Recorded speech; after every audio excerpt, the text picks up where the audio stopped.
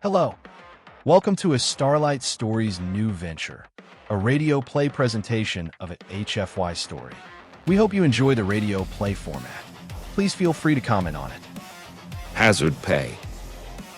From Starlight Stories. The first thing you should know about monsters is that the government lies about them, not always maliciously. Sometimes the official who tells you that the 7-meter carnivorous apparition in your cargo hold is an unresolved sensor artifact sincerely believes it. Sometimes the official has spent 26 years processing navigational anomalies and cannot emotionally survive the discovery that shadows occasionally grow teeth. Other times, the government lies because admitting monsters exist would require funding a department to deal with them. That was where we came in. My name is Jack Mercer. I was formerly a fusion plant maintenance supervisor, briefly a prisoner on a Virellian customs station, and at the time this story began, the newest field operative of Hazard Containment Solutions. Our company motto was, "There is no such thing as a monster. Sign here." The second line appeared on all our contracts. My first assignment took me to Asteri space, where the architecture was beautiful, the people were beautiful, and something had eaten 16 maintenance workers without leaving so much as a bloodstain. Naturally, our briefing described the situation as routine. Routine. My supervisor, Frank Dugan, leaned back in the acceleration couch across from me. He was a wide, gray-haired human with a scar running from his forehead to the corner of his mouth. He wore combat armor that had been repaired so many times it was mostly repair. Routine. Beside him, Pellis Thrae's bioluminescent veins turned a skeptical amber. Pellis was Virellian, tall, narrow, sea green, and elegant enough to make a crane look clumsy. His two sensory crests lay flat against the back of his skull beneath a modified helmet. He had 4 long fingers and a thumb on each hand, and he could manipulate a sensor array with the precision of a concert pianist. He hated firearms. He carried 6. Across the troop compartment, Mara Venn checked the power cell in her pulse rifle. Mara was Asteri, silver skin, dark eyes, features designed by generations of genetic artists who believed asymmetry was a moral failing. Her movements were controlled and economical, and her expression suggested she had examined the universe carefully and found several errors in its construction. The term routine is statistically indefensible. Frank nodded. That's why it's in the briefing. Our shuttle rattled as it entered the atmosphere of Nethra. Below us, the planet was a smooth green jewel. Pale oceans shone between narrow continents. White cities curved along coastlines like shells laid carefully upon velvet. The Asteri had colonized Nethra 80 years earlier. There were no major predators, no tectonic instability, no toxic vegetation, no hurricanes, volcanoes, radiation belts, carnivorous fungi, or local equivalent of mosquitoes. To an Earth-born human, it looked suspicious. "Beautiful planet," I said to Frank. Worst kind. You consider dangerous planets preferable. No, I consider honest planets preferable. The shuttle descended toward an isolated research complex near the Northern Sea. From the air, the facility resembled a silver flower. 6 laboratory wings radiated from a central dome. A matter beam tower rose on one side, its transmission rings glowing faintly blue. Beyond it stood a cluster of habitation buildings and a landing field surrounded by emergency lights. No one waited for us. That was the first bad sign. The second was the row of unattended ground vehicles parked beside the administration building, their doors open. The third was the thing crawling along the underside of our shuttle. Pellis noticed it first. His sensory crests snapped upright. Movement on the hull. Mara looked at the tactical display. The exterior sensors show nothing. The shuttle lurched. Something scraped across the armor above us. It sounded like a steel hook dragged slowly over a coffin. Frank unbuckled his restraints. Helmets. Containment team remain seated. We are experiencing atmospheric turbulence. Frank put on his helmet. So's the atmosphere. I sealed mine and pulled my rifle from the rack. It was a human-built M88 coil carbine, designed during the brief but educational conflict with the Carvax. It fired tungsten penetrators at velocities considered excessive by 7 Federation treaties and insufficient by the people who had actually fought Carvax. Frank had issued it to me 2 days earlier. You know how to use one. I grew up in Montana. He accepted that as a complete answer. Now I thumbed the weapon live.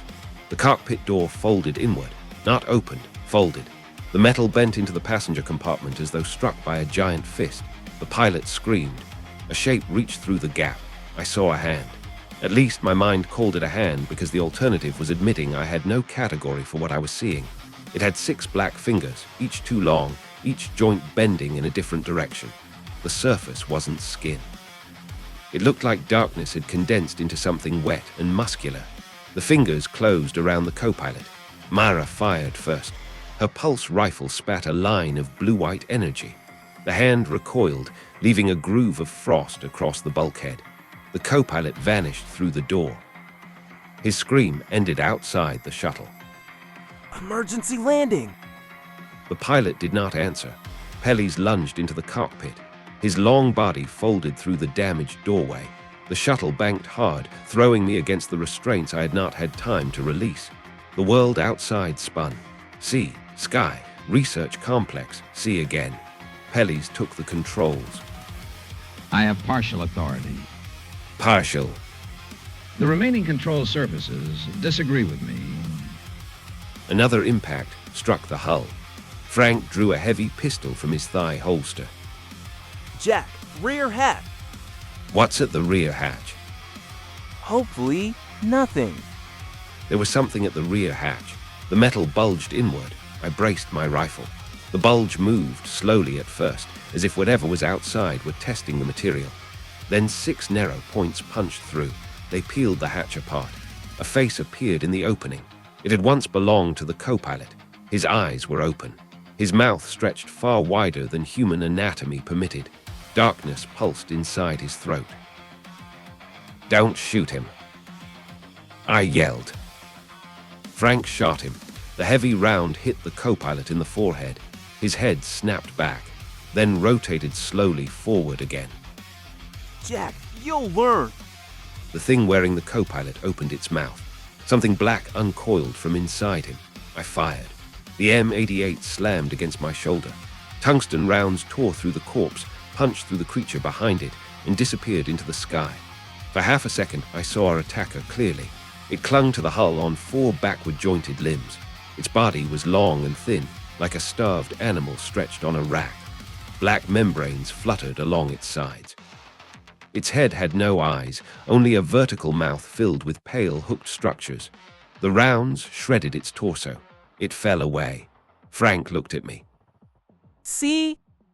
The shuttle hit the landing field. There are graceful emergency landings.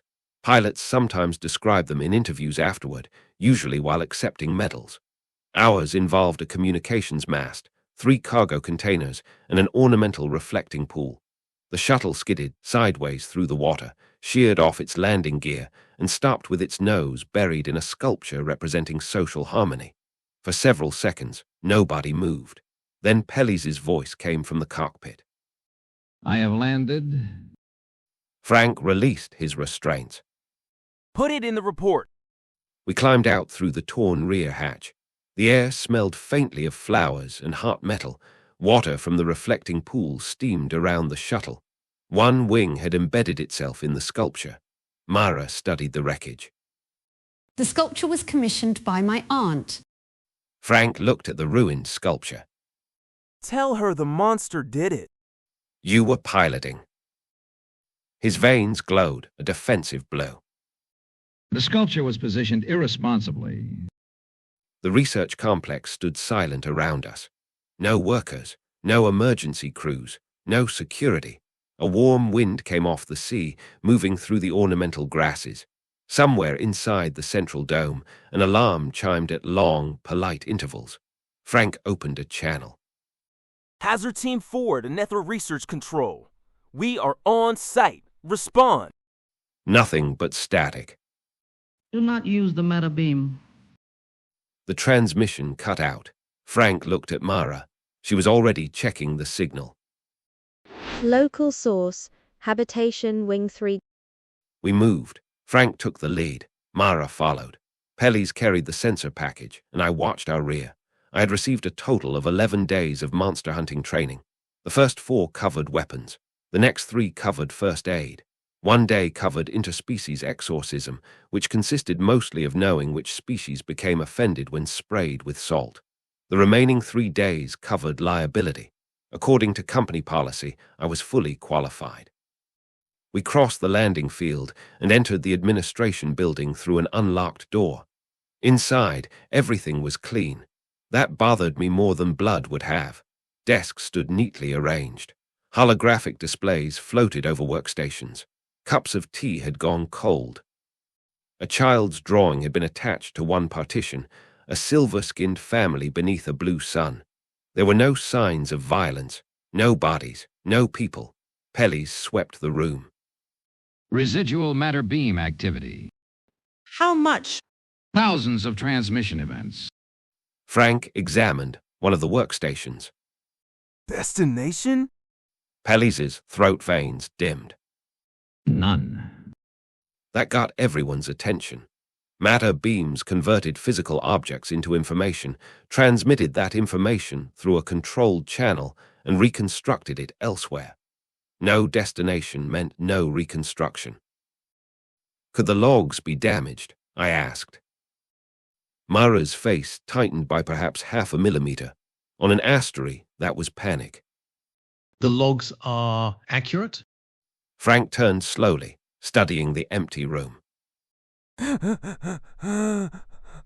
Something beamed the staff out. Where? I asked. Pellis looked toward the ceiling. Not where, out of what? A sound came from the corridor, a wet clicking. Frank raised one fist. We spread out. The clicking moved closer. A figure stumbled around the corner. An Asteri man wore a torn laboratory coat. His silver skin had gone grey. Both hands were held over his mouth. Mara lowered her weapon slightly. Dr. Salon. He looked at her. Tears ran between his fingers. Mara! She stepped forward. Frank caught her shoulder. The scientist's abdomen moved. Something pressed outward beneath his clothing. Dr. Salon screamed. His jaw split open to the ears. A black limb punched through his chest. We fired together. Energy bolts and coil rounds tore the corridor apart. The scientist's body lifted from the floor, driven backward by the impacts. The creature inside him unfolded as the flesh around it collapsed. It was smaller than the one on the shuttle. Newborn, I thought. That was not a comforting thought. It sprang onto the wall. Pellis fired 2 pistols. Mara hit it with a pulse burst. Frank's shotgun-like plasma projector filled the corridor with orange fire. The creature dropped, smoking. Its limbs continued to twitch. I stared at the dead scientist. Mara, I asked. She stood perfectly still. He supervised my graduate research. Frank's voice softened. I'm sorry. Her eyes remained on the body. So am I. Then Dr. Salon's hand moved. I brought up my rifle. The hand opened. Something small rolled from his palm. A data crystal. Mara retrieved it. A pre-recorded message appeared above her wrist unit. Dr. Salon's face shimmered into view, alive and composed. If you are seeing this, the containment protocol has failed. Frank sighed. They always say that. We discovered the structure beneath the Northern Sea 17 days ago. It was not constructed by any known civilization. Initial dating suggests it predates the Asteri settlement by at least 2 million years. The recording displayed an image of a black geometric object buried beneath the seabed. It resembled a gate, not a door, a gate, the kind built by something expecting armies. We believed it was an Avern relic. Its material composition matched fragments recovered from several causality sites. We activated it using the matter beam array. Pellis made a soft sound of dismay. What? I asked. An aberrant probability instrument. They connected it to a device that turns reality into data. Scientists. Selan's image continued. The structure does not transport matter. It transports possible matter. Organisms that might have evolved. Predators that almost existed. Parasitic forms eliminated by extinction events. Biological outcomes rejected by history. The recording flickered. We opened a channel to unrealized light. I looked at the burned creature on the floor. So it's an imaginary monster, I said. Frank checked his weapon. Looks real enough. The entities lack stable existence in our universe. They anchor themselves through living nervous systems. Once anchored, they can propagate through matter beam networks. Every connected transmitter is now at risk. Mara stopped the recording. Nethra's beam network connects to 38 inhabited worlds. Frank's expression went flat. Can they travel through a disabled array? No. Then we shut it down. The main controls are in the central dome. A low pulse rolled through the building. Every light turned red. A female voice spoke over the facility system. Beam synchronization begins in 18 minutes. Pellis checked the sensor pack. Automated transmission cycle. Destinations? I asked. His veins flared bright orange. All 38 worlds. Frank keyed his calm. Team 4 to ship. Emergency quarantine authorization. Destroy the beam tower. No response. He tried again, static. Then a voice answered. Frank. It sounded like a little girl. Frank froze. Daddy? His face changed. I had known him 12 days. I had seen him laugh, curse, eat a pepper hot enough to hospitalize a Virellian, and explain how to shoot a revenant through a wall. I had never seen fear. Now I did. The voice came again. Daddy, it's dark. Frank's daughter had been dead for 19 years. I knew because company personnel files were not as secure as the company believed. Not her. Frank lowered his head. The corridor lights flickered. At the far end, a child appeared, human, 8 or 9 years old, red hair, blue nightdress. She held out one hand. Daddy. Frank raised his plasma projector. His arms shook. The girl smiled. Her mouth opened vertically. Frank fired. Fire filled the corridor. The thing screamed in several voices at once and vanished into the walls. Frank stood in the fading heat. Nobody spoke. Finally, he looked at me. Monsters use what's inside you. I nodded. What do they use against someone with no unresolved emotional trauma? I asked.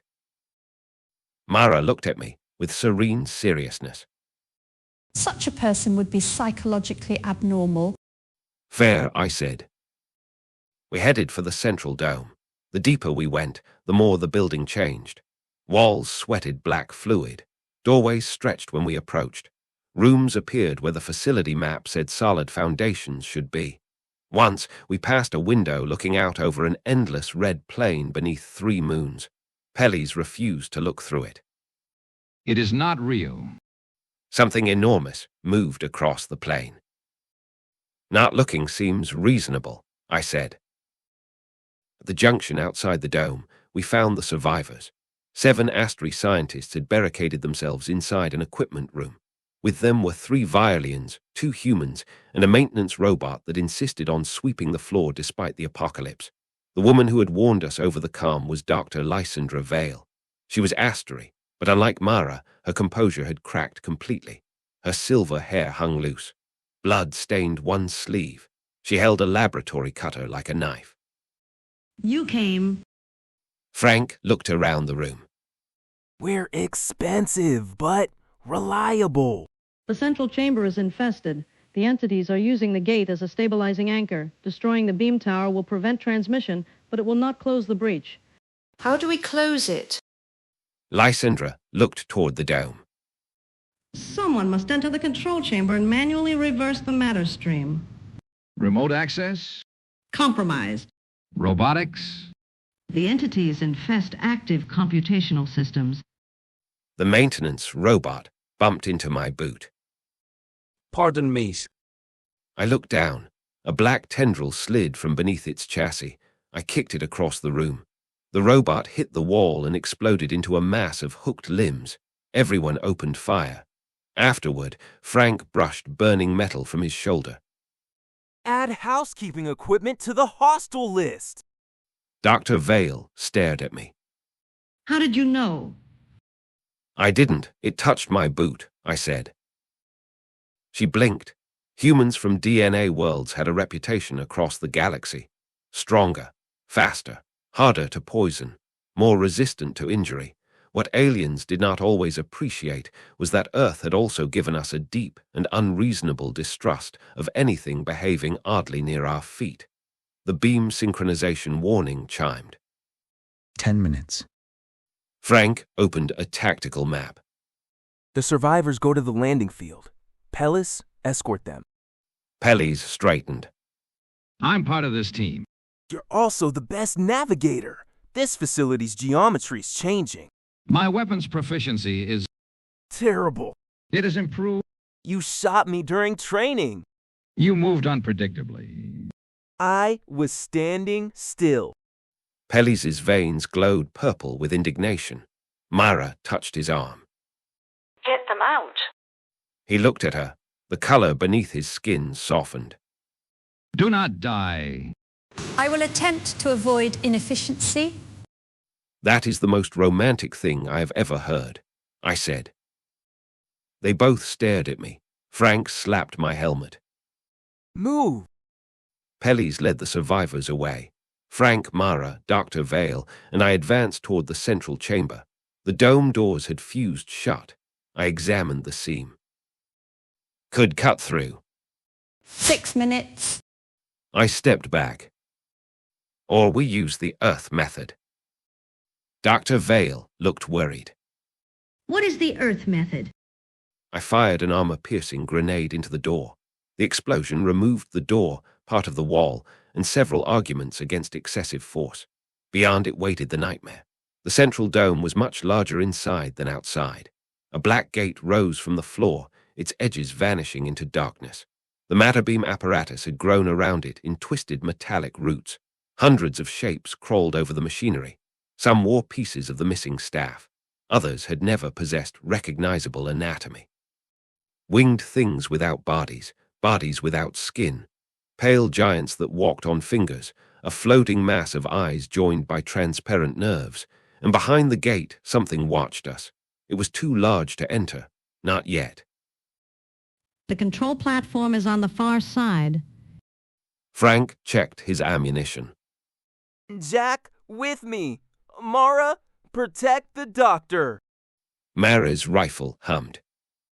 Asteri doctrine discourages emotional declarations before combat. Frank looked at her.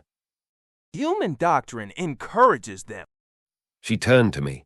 Her controlled expression slipped, just slightly. You have been irritating, loud, impulsive, and unnecessarily humorous. Thank you, I said. I was not finished. She took a breath. I have also found your presence reassuring. There are moments when a man says something memorable, something dignified, something worthy of being repeated years later. Hello. Frank groaned. Then the monsters charged. We met them with everything we had. Frank's plasma projector turned the air orange. Mara fired precise bursts, each shot cutting through a throat, joint, or central mass. Dr. Vale stayed behind us, clutching the reversal key. I fired until my rifle overheated. A black creature leaped from the machinery. I caught it with the barrel, slammed it into the deck, and crushed its head under my boot. Earth gravity had given humanity dense bones. Earth predators had given us reflexes. Earth team sports had given us the instinct to hit strange moving objects with whatever was available. Frank disappeared beneath 3 pale shapes. I charged. One struck me across the chest. My armor cracked. I hit the floor, rolled, and fired upward. Tungsten rounds shredded it. Another wrapped 6 limbs around my shoulders. I threw myself backward. We landed hard. Something snapped beneath me. Hopefully it. Frank rose from a pile of burning bodies. Platform! We pushed forward. 20 meters, 15, 10. The giant behind the gate pressed closer. Its outline filled the darkness. I saw continents of flesh, ridges like mountain chains. An eye opened large enough to swallow the dome. The universe seemed to tilt toward it. A voice entered my mind. Not words, a promise. No loneliness, no failure, no fear. It showed me a life in which I had never made mistakes. My father had lived. My marriage had not collapsed. The fusion accident on Titan had never happened. 6 workers I had failed to save were laughing around a table. All I had to do was stop fighting. Mara grabbed my arm. Jack! The vision shattered. Her face was inches from mine. Real, afraid, beautiful. Stay here. I fired past her head and killed the thing descending behind her. Planning on it, I said. We reached the platform. Dr. Vale inserted the reversal key. The console rejected it. Biometric authorization required. Vale pressed her hand to the reader. Authorization denied. Primary director required. She stared at the display. Celan. The dead scientist, the infected scientist, the scientist we had left 2 buildings behind. The synchronization warning chimed. 60 seconds. Frank looked at the gate. The giant pushed one limb through. Reality cracked around it. Mara fired at the limb. Her weapon did nothing. We require Celan's biometric pattern. I remembered the thing in the corridor. Remembered Dr. Celan's hand opening. Remembered the data crystal and something else. He knew, I said. Vale looked at me. What? I looked at Vale. He knew he'd be infected. He left the crystal in his hand. I grabbed the recording device from Mara. Its casing was made of memory, crystal, and biometric alloy. His palm print, I said. Dr. Vale understood. She slammed the crystal against the reader. The console flashed. Director Celan recognized. 30 seconds.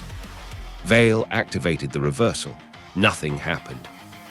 Manual matter source required. Insufficient conversion mass. Frank stared at the console. How much mass? Minimum 90 kilograms. Everyone looked at me. I weighed 96. That feels personal, I said. Mara stepped between me and the beam pad. No. Got another 90-kilogram object, I asked. Frank looked down at his armor. I'm 112. You know the system, I asked. No. When Dolo can quite the training traddles wearing pitinol to my going be, no aptly complied, you can't amending, understewing the purse of their state van, I knew to be their own like a yo. No. I maintained industrial matter converters for 12 years. Mara's composure broke. No. The giant's limb pushed farther into the chamber. The platform buckled. I handed her my rifle. Once I enter the beam, reverse the stream, I said. You will be disassembled. That's what matter beams do, I said. There is no destination buffer. Then I guess I'm going somewhere interesting, I said. She seized the front of my armor. Asteri were weaker than humans. Mara still managed to pull me down until our foreheads touched. Jack Mercer, I forbid this. That sounded emotional. I'm experiencing weather. Despite everything, I laughed. Then I kissed her. It was not elegant. Our helmets struck first. We corrected. The second attempt was better. Frank cleared his throat. 20 seconds. I stepped onto the beam pad. The darkness behind the gate screamed. Not in anger, in fear. That was when I understood. Humans were products of possibility, too. Every species was. Every life represented countless paths not taken, countless extinctions avoided, countless accidents survived. But DNA worlds produced something especially offensive to the creatures beyond the gate. We were the outcomes that should not have survived. Earth was a planet of catastrophes, predators, disease, impact events, climate shifts, and evolutionary arms races. Humanity was an accumulation of improbable victories. The unreal monsters had come from futures that failed to happen. We came from a future that had refused to fail. I smiled at the eye beyond the gate. "Wrong universe," I said. Mara activated the beam. Pain became light. Light became information. For one immeasurable instant, I was nowhere. Then I was everywhere. I felt the gate. I felt the creatures clinging to our reality. There were possibilities without history, hunger without memory, evolution without life. And I was Jack Mercer, son of Alan and Mary Mercer, born during a blizzard, survivor of a refinery fire, 2 divorces, 1 wrongful arrest, and 11 days of inadequate combat training. I had history. I had weight. The reverse stream took hold. The monsters screamed as the gate dragged them backward. The giant fought. I fought harder, because it had never had to crawl through snow to repair a power line at 3 in the morning. It had never held a dying coworker's hand. It had never tried to explain a tax audit. It had never been human. The gate collapsed. The dome vanished. And I woke up naked in the reflecting pool. The first thing I saw was the ruined sculpture of social harmony. The second was Mara kneeling in the water beside me. The third was Frank holding a medical scanner. "You dead?" "Probably." Mara touched my face. Her hand trembled. Your reconstruction occurred through the shuttle's emergency matter buffer. Was that likely? I asked. No. Human luck. Pellis stood behind them with the survivors. His veins glowed bright green with relief. The beam tower had gone dark. Across Nethra, emergency systems were coming back online. Shuttles moved over the facility. Asteri rescue teams advanced cautiously from the landing field. Mara continued touching my face as though verifying each part. You were absent for 11 minutes. Felt longer, I said. You're entirely intact. I looked down. Mostly embarrassed, I said. She removed her coat and covered me. Frank made a note on his wrist display. Company owes you a uniform. And hazard pay, I said. Let's not get unrealistic. 3 weeks later, the Asteri government announced that the Nethra incident had resulted from a contained matter beam malfunction. No monsters were mentioned. The missing scientists were listed as casualties of an industrial accident. Hazard Containment Solutions received a substantial payment from an account officially designated for infrastructure consultation. Dr. Lysandra Vale was appointed director of a new research commission dedicated to ensuring no one ever connected ancient probability machines to matter beams again. Pellis received a commendation for evacuating the survivors. Frank received a bill for the sculpture. Mara requested transfer to Hazard Team 4. Her official explanation stated that human-led containment doctrine, while chaotic, produced statistically valuable outcomes. Her unofficial explanation occurred in my quarters and is not relevant to this report. As for me, I remained with the company. The pay was mediocre. The equipment was second-hand. The retirement plan depended heavily on not being eaten. But the galaxy was larger and stranger than most people knew, and there were things in the dark that considered civilized worlds easy prey. They had not met enough humans. My second assignment involved an abandoned mining moon, a Virellian religious cult, and something living inside the artificial gravity system. Frank handed me the briefing as we boarded the shuttle. Routine job. Mara sat beside me, checking her rifle. Pellis's veins glowed with amusement. I opened the file. The first page showed a security image of a 6-legged human skeleton walking across a ceiling. I closed the file. Routine. Because by then, I knew what the word meant. Sleep well, and remember that any scratching inside the walls is probably only an unresolved sensor artifact. Please like and subscribe. Thanks for watching.